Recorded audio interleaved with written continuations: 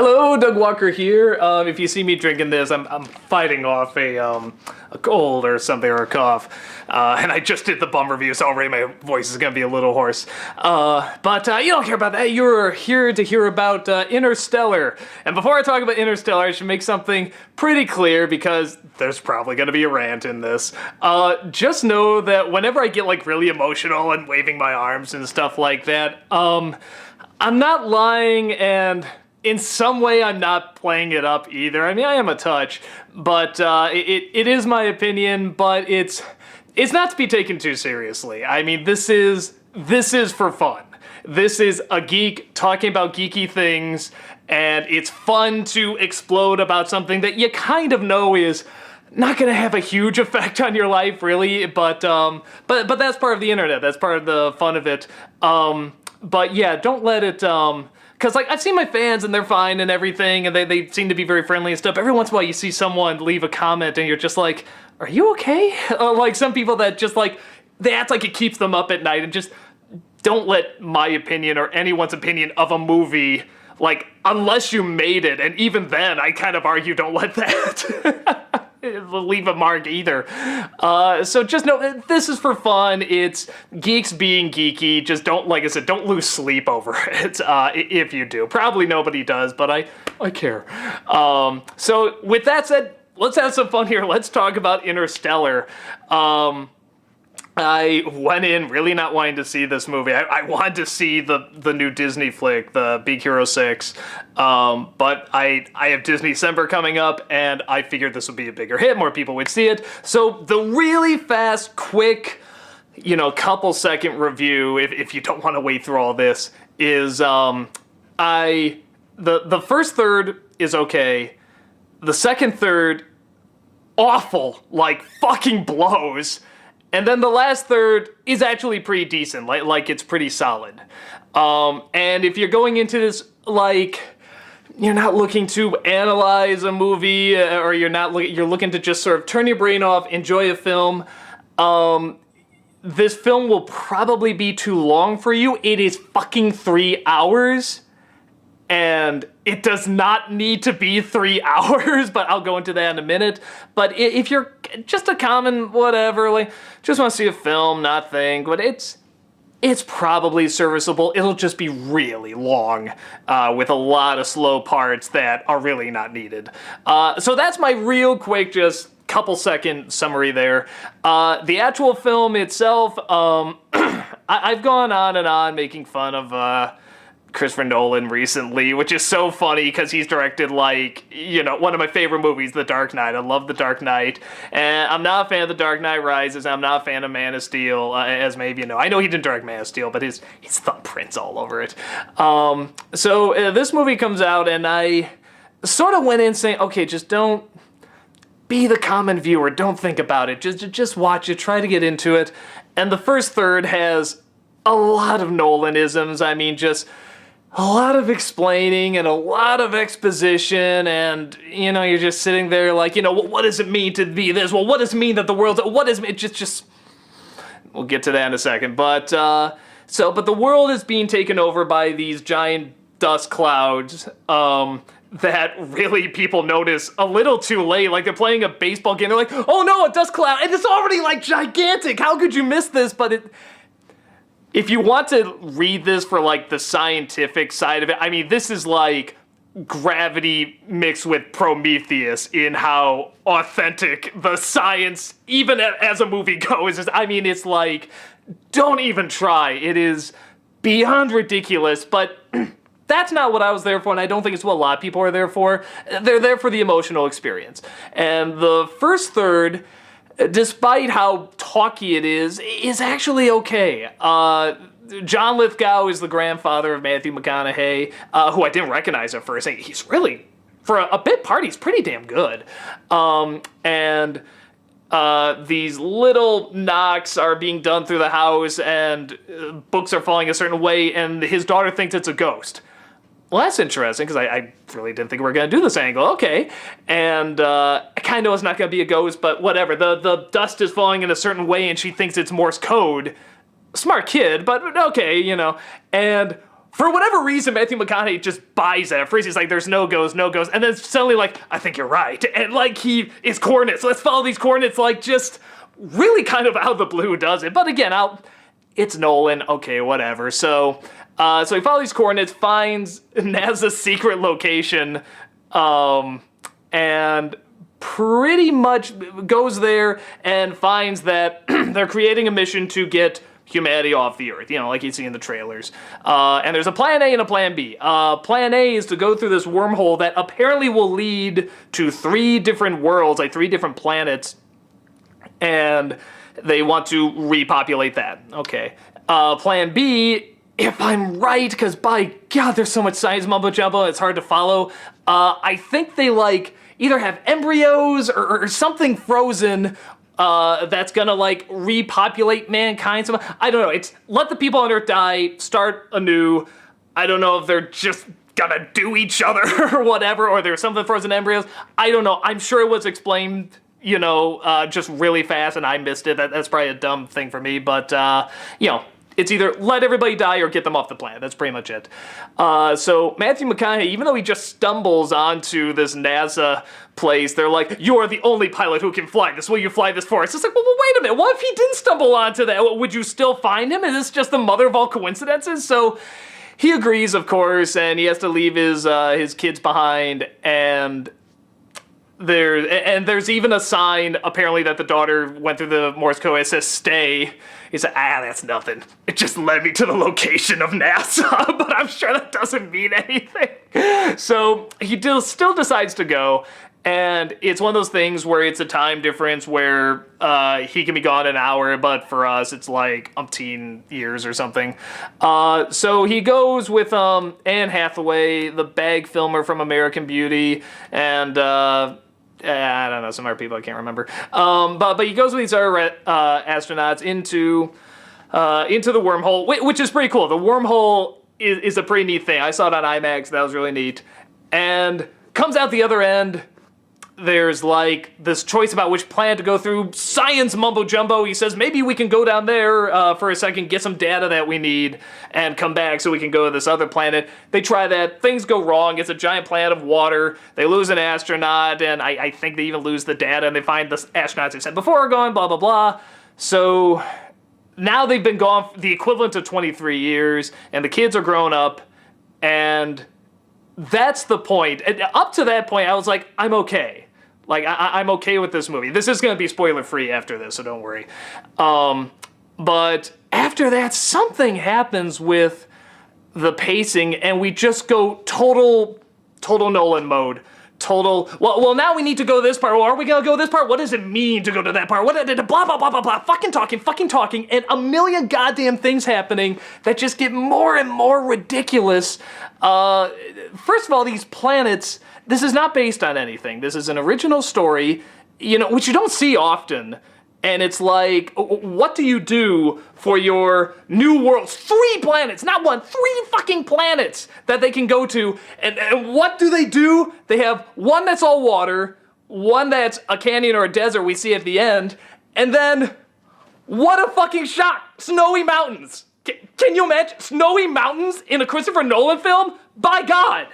I mean, it's like, okay, so in Insomnia, it's like, okay, fair enough. You have to be in a place where you can't sleep. In Alaska, the night goes away. Okay, that makes sense. In Batman Begins, well, that's a little weird. Why does he go to the snowy mountains? But okay, and it's like, okay, they go to space and they find mountains. What the fuck are you talking about? What is your fetish with snowy mountains? You're in space, and all you give us is water, mountains, and sand. The mountains, okay, you put them upside down. That was neat. You make the clouds snowy mountains somehow. They crash into it and it's ice and whatever, but by God, make the snow purple. Make the water green. I don't care. Make the sand spiky. You can do anything. You're Christopher Nolan. You've made $1 billion just on the Dark Knight films alone. And these are your new imaginative worlds? Come on! It's sci-fi! And that really pissed me off. I'm sorry. So that's one thing. Then they come across this other this other astronaut played by Matt Damon. I don't think I'm giving anything away with that. And again, without giving away too much, he pretty much he's there just to spew out Nolan fodder. I mean, just like, the reason we don't send robots instead of people, because there's a sassy robot in this, I kid you not. I remind me to come back to that, people who can't remind me at all. He's like, the reason we can't send people instead of robots is because humans have the human element. What will you think of before you die? You will think of your child, see, and that will push you to the greatest. And he just talks like this throughout the whole time. There's a fight scene in this really realistic sci-fi film that, where like children die and stuff like that. But, there's a fight scene in spacesuits because we're that realistic. And they're just like, even as he's doing this, he's like, you don't understand. It's the challenge. It's the world that we're fighting to. Have you ever thought about it? It's like, shut up. God. So, and, okay. And it kind of gets, like I said, I don't want to draw too specific into it, but there's a scene where, again, they're trying to make this really realistic and like, one of the characters dies actually in the middle of a monologue. You don't understand. Sometimes there's a boom and he dies, and I almost like busted a gut laughing because I'm like, oh my god, like he couldn't even finish his Nolan monologue, his Nolan log, we'll call it that. And it just killed me because it's like they're talking so much they don't even see what they should be doing. So, and after that, okay, so you get all this exposition, all this talking, all this philosophical nonsense, all this teaching, all this lecturing constantly in the middle of this film, in like the meat of the film. And there's one scene where they perform this stunt. It's like the space station is spinning out of control. Matthew McConaughey has to pilot the spaceship under it to try and get under and hook it up while it's spinning and hook it up in this realistic, gritty, dark, adult sci-fi film where he can hook this up. I mean, even like Star Wars pilots are being like, that shit ain't real. That would not happen. And we shot a torpedo in a Death Star and blew it up somehow, but that shit would not happen, okay? That makes no sense. But here's the thing, okay, so they go and they hook up, and it's like there's a quiet moment, and Anne Hathaway just bursts out laughing, because it was so intense and so crazy, and McConaughey goes, woo! Now for my next trick, and they both laugh, and I'm like, that was nice. They were just, laughing after this incredibly intense scene. But literally, like 2 seconds later, oh my god, now we're being sucked into the black hole. Okay, you go over the vortex too, and I just wanted to get up, grab the movie, and go, stop it! Stop it! I wanted to slap it and go, shut up! Just shut up! Okay. Christopher Nolan movie. I want to talk to your main character. McConaughey, come here. He'll be like, yeah. And I'll say, McConaughey, I want you for a second. No, not a second. Because you do that sometimes in this film, to be fair. I want you for like a solid minute, at least, just to talk like a human being. And he'd be like, oh, well, it's all about preserving life, and I want to preserve the life of my kid. No. Just talk like a human being. So, but the space station is about to explode, and we're gonna... No, that's exposition, that's explaining. Well, sometimes in life I feel... No, just be a human being, okay? Just talk like a person, a fucking person. But that doesn't have anything to do with the mission and the story. No, but this is how we relate to you. This is how we want you to live. We get inside because we say, oh, this person is a person like us. You're one of us. And that way we don't want to see you die, because when you're just saying space mumbo jumbo and science mumbo jumbo, we don't give a shit. Because we don't know who you are, you're just exposition. But I talked about my wife dying, and that's exposition, okay? You're explaining your emotions, you're not feeling them. Now please, just for a second, talk about anything that's not a lecture, not teaching, not philosophy, not exposition, not any of that. Just be a human being. And be like, well, I don't know, the Cubs have sure been losing a lot. That's good. Anything else? I don't know. I guess deep inside it makes me feel, no, don't do that. Just keep, we know, we can connect the dots. That the Cubs losing a lot makes you feel bad. Talk some more. I don't really believe in curses, but, that Billy Goat thing, sometimes you gotta wonder, right? Right? Yeah. At times I almost think about becoming a White Sox fan because it's like I feel there's no hope, but it's like, whatever. They could pull through it. There could be a time. Do you want me to go into why I feel that and the psychological implement? No. You're fine. We get it. You were a person there. You were a human being, and you didn't explain. You didn't teach. You didn't lecture. You didn't do any of that. You just talked, and you felt, and it was real. Can you give us more of that? Well, I'll try, but it's this script. It's the fucking script. I am so sick of that talking in these movies, especially when they come so close to having real moments. So, ooh. But with that said, after, God, 3 hours of this, and science mumbo jumbo, and there's a scene where Matt Damon is going into this ship, and it's like, what needs to happen could only take, you could shoot this in like a minute. You could chop it down to a minute, but no, we have to show every single process he goes through. We have to show him looking around and figuring and monologuing more, and it's like just, this movie is 3 hours and it doesn't need to be. Make it 2. Easily 2. There is so much nonsense that happens in the middle that A, could have been more creative if you are gonna go this long, or B, you could have just traded it out for letting people talk. The opening is very good, like when he leaves his daughter behind, he's gonna go into space. They don't show any of him training or getting suited up or anything. He's just going into space, and it's a very effective edit of him driving away, and you hear the countdown, there's the daughter crying, and the music's building, and he's driving, and it's like 3, 2, 1, blast off, and he's in the suit, and he's going out. Wonderful. That was great. It's moments like that that don't make me like hate this film, because like I said, it starts off well and it comes back to that at the end. Again, through like a lot of mother of all coincidences. If you want more, watch the bum review on it. But it works okay. And you get visually interesting again. There's this, I won't say what he goes, yeah, I will. He goes into the black hole. They bring it up like as soon as they go into space. And because apparently in this movie he doesn't ask questions about saving the world, days before he's gonna go do it, he asks seconds before. He's like, yeah, these are astronauts you sent. They came back, right? He's like, some of them. And it's like, you're asking this like 2 seconds before you're going into this goddamn thing. So as soon as you hear black hole, yes, but it'd be too dangerous. Oh, well, I'm sure they're not gonna do that. Of course he goes into the black hole. And the way they represent is very creative, very unique, very stylized. And it's actually, again, they explain a lot, but it balances out okay. The emotion is there. And I think that's what this movie needed, maybe even wanted to be. It was supposed to be this emotional journey. But there's just too much other shit getting in the way that's not interesting and long-winded. And, you could have cut out an hour. You didn't need the Matt Damon stuff. You didn't need 3 planets. What's wrong with 1? You didn't even need, there's an extra little ending at the end with Anne Hathaway, and it's like, the movie wasn't about that. I won't give it away, but it wasn't about that.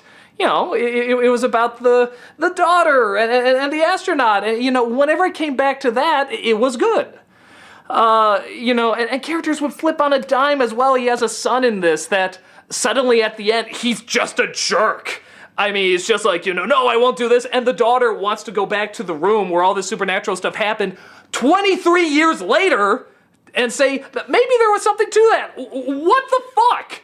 Okay, you're now like this uber genius who knows this Morse code was real. It led you to NASA. It even spelled out stay. And your father hasn't come back. And he's like, you want to go back up to your room? No, too many memories. Fuck you, it's the world! Okay? It's like, this woman has a thing for the fact that the world is at stake, even though she's trying to figure out how, this formula or whatever.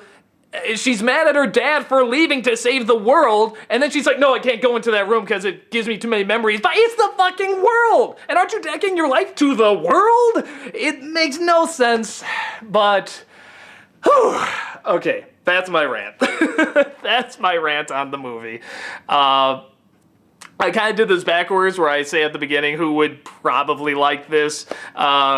in terms of who wouldn't like it. Probably overthinkers and people that want a well-paced movie. By God, if I could go in and just like erase all the middle, like he goes in space, he goes into the wormhole, and then you just put in like shit happens, and then you cut to him in the black hole. It's like, movie would have been great. It would have had problems, but it would have been pretty good. But no, we had to go through what everyone thinks makes this big epic, which is length and a lot of dialogue. It doesn't have to be. You know, it's like, I just want to sit Christopher Nolan down. I just want to say, okay, I want you to watch the 3 films here. I want you to watch Pulp Fiction, I want you to watch Goonies, and I want you to watch the original Batman, which I know you've seen. I'm sure you've seen all those movies. But I want you to watch them and ask, why do you care about those people? What are they not doing that you do all the time? And that's constantly explaining the explanation, constantly talking about how they're feeling, constantly wording everything.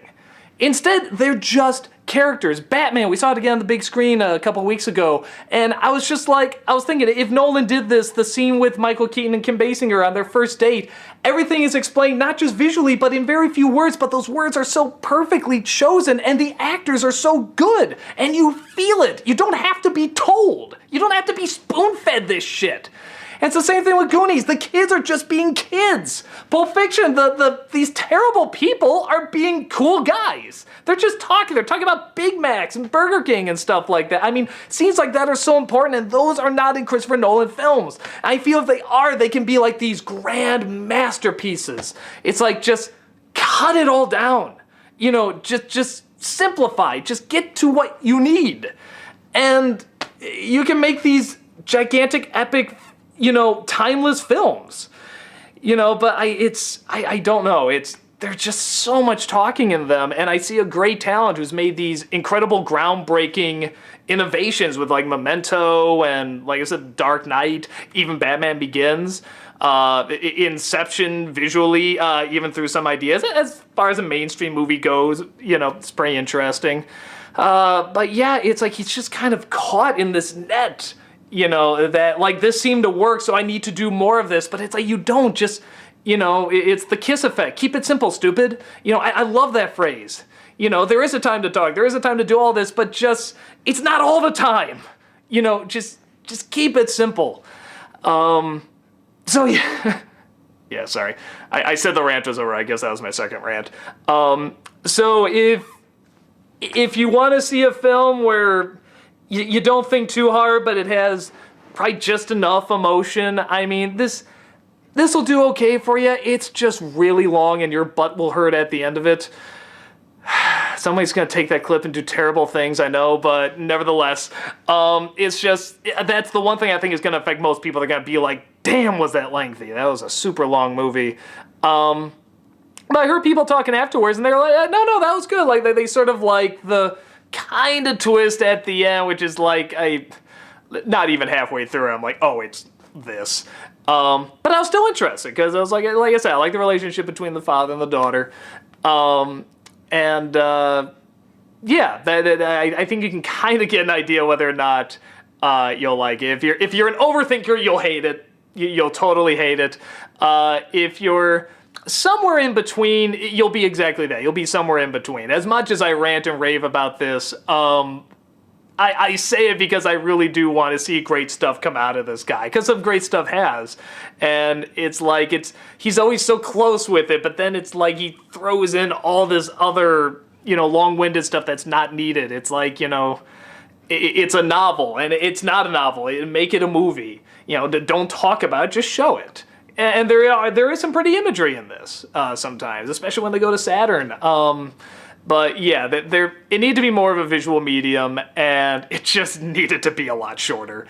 That's my sum up that I said at the end. I'm repeating here. So hopefully that helps, guys. I have no idea what the feedback on this is gonna be. Every time I talk about a Nolan film, like, people really raise their fists at me, whether I like it or hate it.